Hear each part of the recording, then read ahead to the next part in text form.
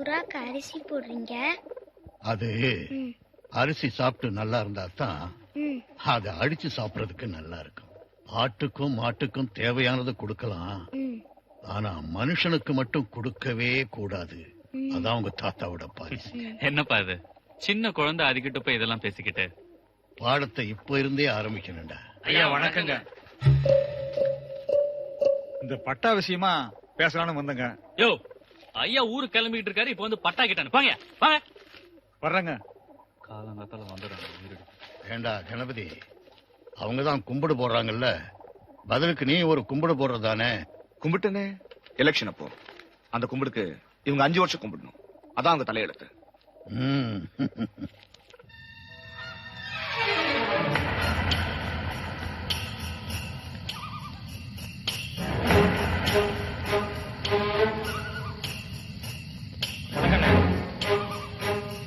ஒரு ஏழைக்கு நியாயம் கிடைக்கிறதுக்காக ஒரு முதலாளியோட கையே வெட்டினீங்க. ஆனா எங்க ஊர்ல எங்க முதலாளி பண்ற அக்கிரமத்தையும் நாங்க வாழ்ற லட்சணத்தையும் வந்து பாருங்க.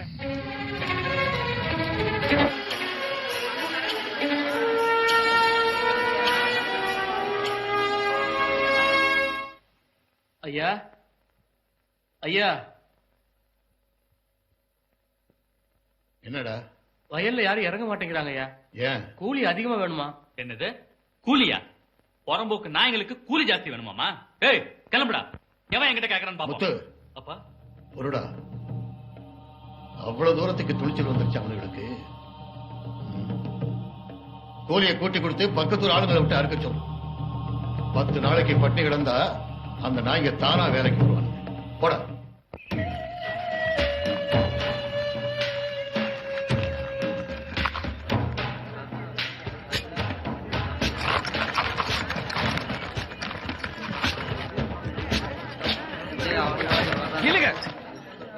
வேர்வை சிந்தனை இந்த மண்ணுல ரத்தம் சிந்தனும் யாராவது ஆசைப்பட்டீங்கன்னா இறங்கி அறுக்க போங்க. தம்பி என்ன சொல்றீங்க? அறுவடைக்கு ஆள் பத்தலன்னு 5 ரூபாய் கூலி ஜாஸ்தியா கொடுத்தாரு நாயுடு, அதனால வந்திருக்கோம். பயிர் காயறத பாத்துட்டு எங்களால எப்படி தம்பி சும்மா இருக்க முடியும்? நீங்க பயிர் காயுதேன்னு பதட்டப்படுறதுக்கு முன்னாடி இங்க எத்தனை பேரோட வயிறு காயுது அத பத்தி கொஞ்சம் யோசிச்சு பாருங்க. இவங்க யாரு? உங்கள மாதிரி உழைக்கிற வர்க்கம். ஒருவேளை சோத்துக்காக பாதியா தேஞ்சு போன பட்டினி கூட்டம். இந்த ஊர்ல ஆள் பத்தலைங்கிறது பிரச்சனை இல்ல, கூலி பத்தலைங்கிறதான் பிரச்சனையே. வாழ்நாள் பூரா கால் வைத்து கூடு கூட வக்கில்லாம குனிஞ்சுக்கிட்டே இருந்த கூட்டம் நியாயமான கூலி வேணும்னு முததரையா நிமிந்து கேட்டிருக்காங்க. இவங்க உணர்ச்சியை மதிக்காம நீங்க அறுக்க போறது பயிரே இல்ல, இவங்க வாழ்க்கைய. பணக்காரன் தான் ஏழைங்க வயிற்றுல அடிப்பான், ஆனா ஏழையே ஏழை வயிற்றுல அடிக்கூடாது. தம்பி நாங்க வயிற்றுக்காகத்தான் உழைக்கிறோமே தவிர அடுத்தவங்க வயிற்றுல அடிக்கிறவங்க இல்ல. நான் வரேன் தம்பி. டேய் முனியா, கருப்பா, வண்டி திருப்புங்கடா, திருப்புங்கடா வண்டிய சீக்கிரமா. இனிமே இந்த நாயுடு என்ன பண்றான்னு பாப்போம்.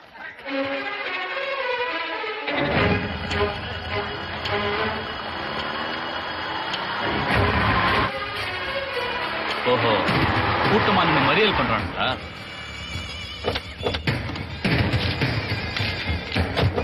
கூலிக்காரன் நாயுடு. கொஞ்சம் பொறுமையா நான் பாத்துக்கிறேன். அப்பா நீங்க இருங்கப்பா, நான் பேசுறேன். என்னடா வேணும் உங்களுக்கு? என்ன வேணும்? கூலிய கூட்டி கேட்டோம், நீங்க குடுக்கல. அத வாங்காம வயல்ல இறங்குறதுல முடிவு பண்ணிருக்கோம். நாயே, கை கட்டி பேசுற நீ கை நீட்டி பேசுறியா?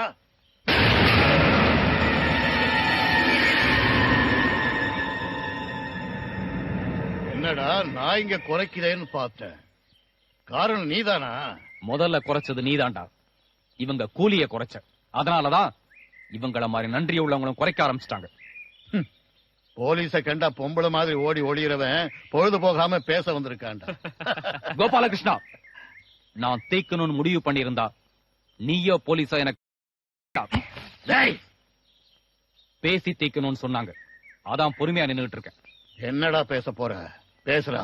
நாளுக்கு நாள் அரிசி விலை ஏறுது, அதுக்கு தகுந்த மாதிரி உங்க கூலி ஏறி இருக்கா? நீங்க ஒண்ணு அதிகமா கொடுக்க வேண்டாம்டா, அடுத்த ஊர்ல கொடுக்குற அதே கூலியாவது கொடுக்கலாம்ல. காலையில இருந்து சாயந்தரம் வரைக்கும் மாடு மாறு உழைக்கிறவங்களுக்கு கூலியை கூட்டி கொடுத்தா நீங்க என்ன குறைஞ்சா போயிடுவீங்க? வயிறு நிறைஞ்ச உங்க வாழ்த்துனா உரம் போடாமலே உங்க நிலத்தை நெல்லு விளையண்டா. இது நீ மட்டும் இல்ல, ஏன்டா எந்த முதலாளியும் புரிஞ்சுக்க மாட்டேங்கிறீங்க? இறங்கி அறுக்க முடியுமா? முடியாதா?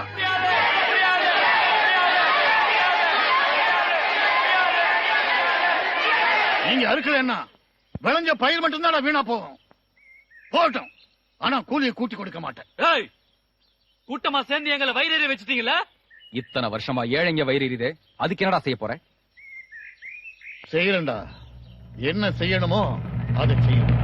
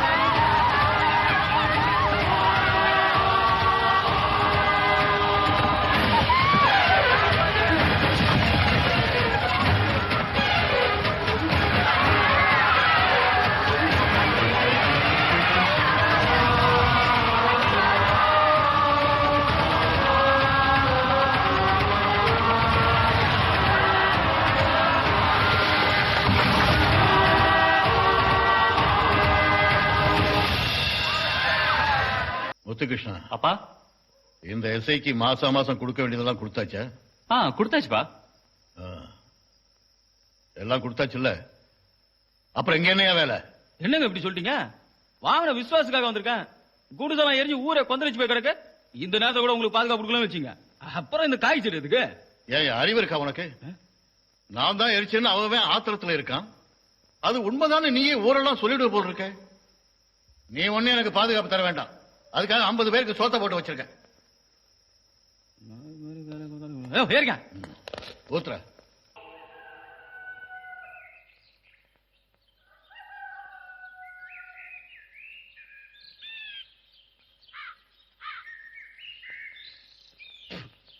வேண்டா, கழுவும்போது கூட வரணுமா? வாங்கடா.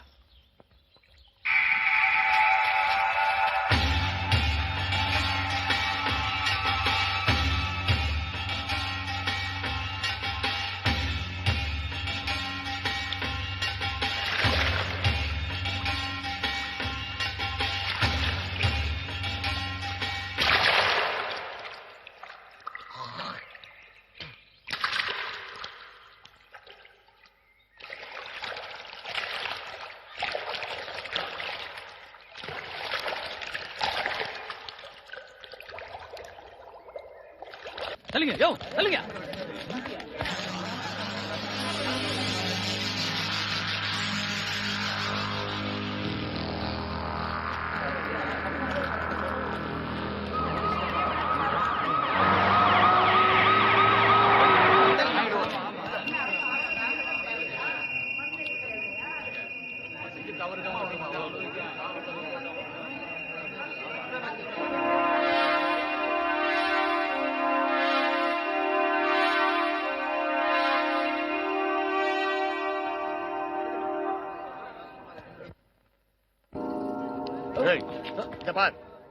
இன்னும் 24 மணி நேரத்தில் தமிழ்வாணன் அரெஸ்ட் பண்ணிய முன்னாடி நிறுத்தல இந்த ஊர்ல எவனோ காக்கி சட்டை போட முடியாது.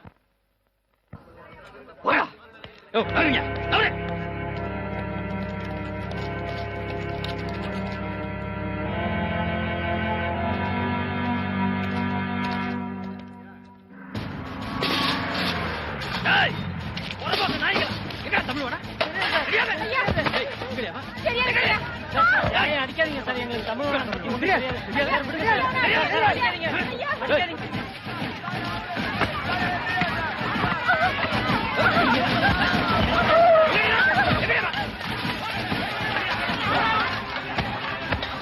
வாணன். 18 வயசு மேல இருக்கிற ஆம்பளைங்களை ஒட்டு மொத்தம் எல்லாரும் தூக்குகிறான். எல்லாம்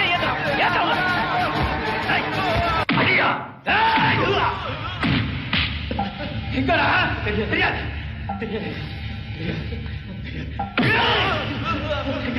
தமிழ்வாணன் சொல்ற வரைக்கும் ஒருத்தனோட உயிரோட விடாங்க.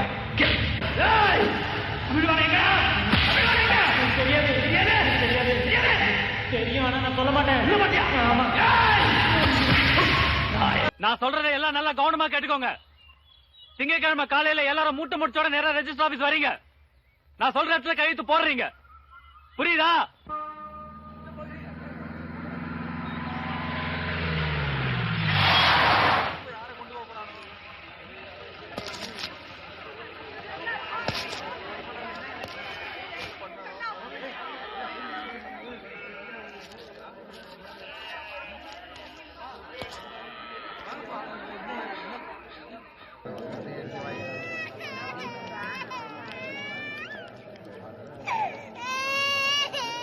எல்லா பயலும் கை நாட்டு தான். ஆளை பார்த்து வாங்க.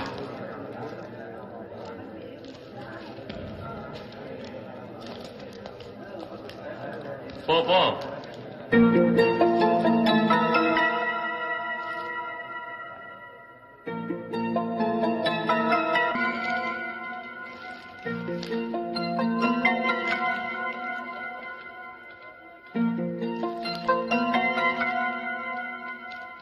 ஒழுங்கா விட. டேய் கிழிஞ்சதியா கிருஷ்ணகிரி. எங்க எது நடந்தாலும் அரவிந்தன் தட்டி கேட்பான். அப்படி கேட்கலன்னா நடுரோட்ல வச்சு வெட்டுவான். இப்படி பிட் நோட்டீஸ் போட்ட ஒரு மந்திரியோட தம்பி உங்க டிபார்ட்மெண்ட்ல ஒரு எஸ்ஐ 2 பேரையும் வெட்டிருக்கான். அரவிந்தன் எப்படி பிடிக்க போறீங்க சார்? பப்ளிக் மத்தியில அரவிந்தன் பேசப்படுற அளவுக்கு பெரிய ஆளாயிட்டான் சார். அதுக்காக அவனை விட்டுலாம் இல்லையா? யோ, அவன் என் அப்பாவை கொண்டு இருக்கான், என் தம்பியை கொண்டு இருக்கான். கையில பவர் இருந்து ஒண்ணும் கிழிக்க முடியலையா? அமைச்சரா இருக்கிறதுக்கு அசிங்கமா இருக்கு. யோ, அசிங்கமா இருக்கு ராஜினாமா பண்ணிட்டு போயிடாதயா. இருக்கிற மந்திரிகள்லயே நீ தான் புத்திசாலி நினைச்சுக்கிட்டு இருக்கேன். உருப்படியா ஏதாவது சொல்லியா? லோக்கல் போலீஸ் நம்பி பிரயோஜனம் கிடையாது. அந்த எஸ்ஐ விட்டதுல இருந்து எவனும் அங்க போக பயப்படுறான். அதனால அரவிந்தன் அரெஸ்ட் பண்ணணும்னா ஒரு ஸ்பெஷல் ஆபீசர் அப்பாயிண்ட் பண்ணும். இல்ல சட்ட ஒழுங்கு கெட்டு போச்சுன்னு மக்கள் பேச ஆரம்பிப்பாங்க. நாம அம்போன்னு சந்திக்க வர வேண்டியதுதான். ஆமா, அதே தான் சார் நானும் சொல்லலாம்னு நினைச்சேன். எதை நாங்க சந்திக்க வருவோங்கிறதையா? இல்ல சார், ஒரு ஆபீசர் அப்பாயின்ட் பண்ணலாங்கிறத. அதுக்கு பொருத்தமான ஆளை கூட அரேஞ்ச் பண்ணிட்டோம் சார்.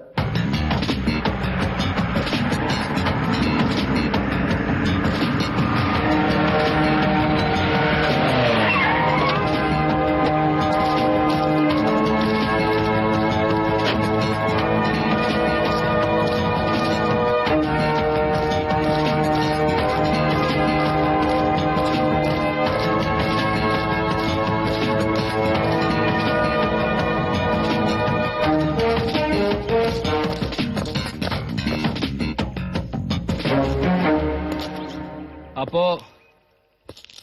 அரவிந்த் எங்க இருக்கான்னு யாரும் சொல்ல மாட்டீங்கல்ல? அரவிந்த் எங்க இருக்கான்னு உங்க எல்லாருக்கும் தெரியும்.